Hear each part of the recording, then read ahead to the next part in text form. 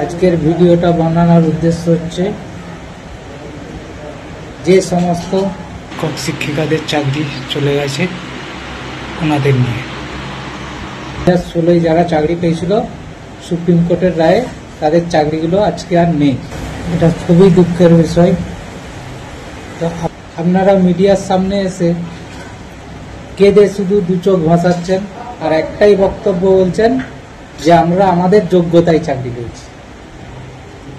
এটা পুরো মিডিয়ার সামনে এসে না কেঁদে বলুন যে আমাদের যে ফের ইন্টারভিউ নেওয়া হবে, আমাদের ফের পরীক্ষায় বসানো হবে। এই কথাটা তো কেউ বলছে না। আবার একজন বলছে যদি আমাদেরকে আবার পরীক্ষা দিতে হয় আমরা কি আগের মতো রেজাল্ট করতে পারবো? আরে ভাই,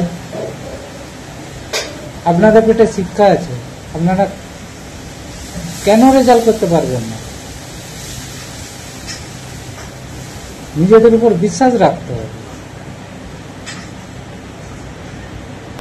আপনারা সরকারি স্কুলে চাকরি করছেন, আপনাদের ছেলে মেয়েরা প্রাইভেট স্কুলে পড়তে যাচ্ছে,